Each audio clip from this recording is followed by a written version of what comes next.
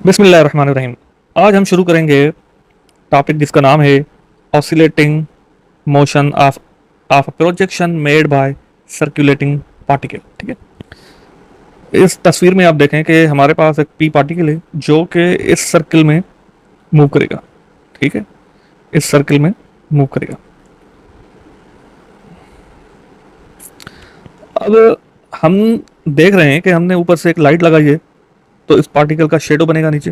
ठीक है, तो इसका पार्टिकल यहाँ पे बनेगा शेडो। हम इस शेडो को क्यू नाम दे रहे हैं।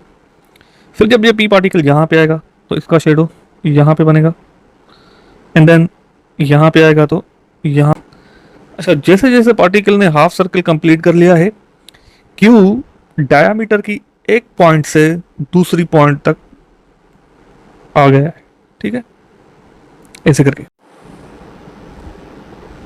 अभी हमने जो समझा उसमें हमने ये सीखा कि अगर कोई पार्टिकल है जो कि सर्कल में मूव कर रहा है, ठीक है, और अगर उस पर लाइट बढ़ती है तो उसका एक शेडो बनता है जिसको हम प्रोजेक्शन कहते हैं। यानी ये पी पार्टिकल सर्कल में मूव कर रहा है एंड क्यू जो है उसका प्रोजेक्शन है।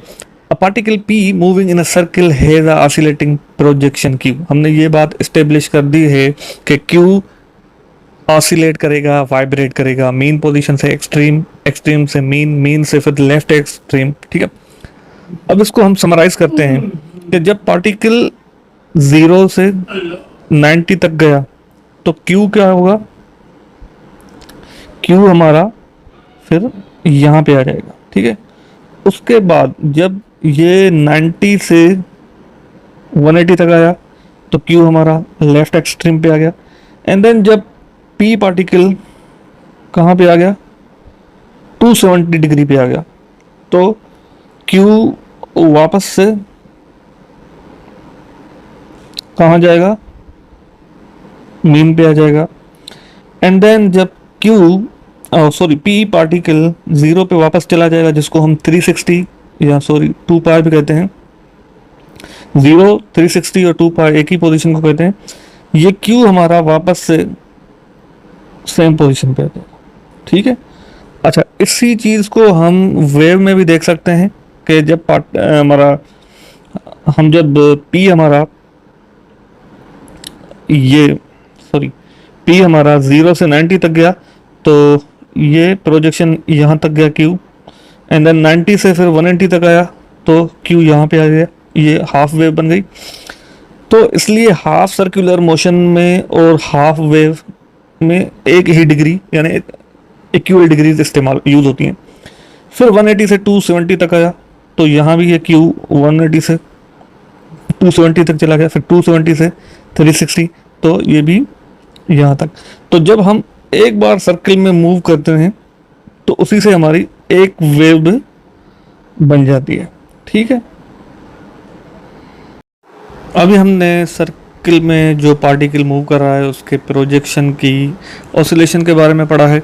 अब हम उस प्रोजेक्शन का जो डिस्प्लेसमेंट होगा, ठीक है, उसकी इक्वेशन फाइंड करेंगे और उसको समझेंगे। ठीक है, बेसिकली जो ये डिस्प्लेसमेंट का फार्मूला होता है ये किसी भी किस्म की ऑसिलेशन के लिए वैलिड होता है, चाहे वो पेंडुलम हो, चाहे वो स्प्रिंग मास सिस्टम हो, या कोई इवन वेव भी हो। ठीक है, तो हम इसको फाइंड करते हैं। यहाँ पे हम देखते हैं कि हमारे पास एक सर्कल है, उसमें एक पार्टिकल है P जो कि रोटेट कर रहा है।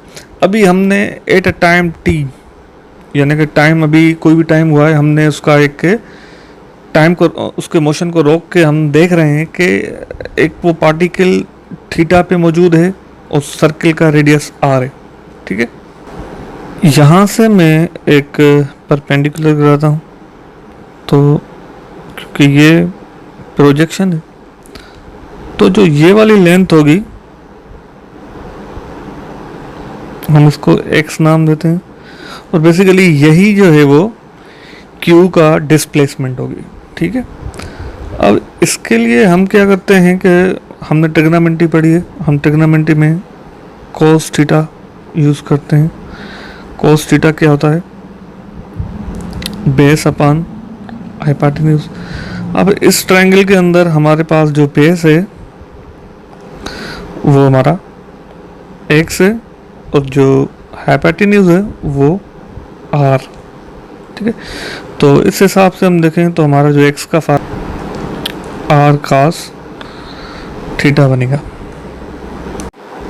अच्छा, डिस्प्लेसमेंट का जो फार्मूला है वो काफ़ी सिंपल है, x is equal to r cos theta, ठीक है।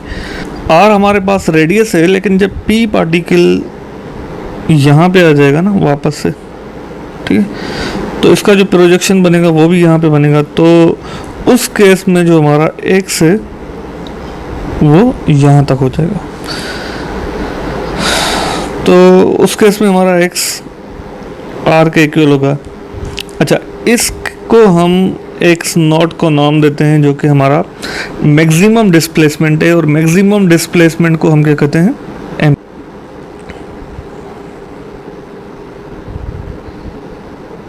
ठीक है, तो एक्स हमारा यहाँ पर है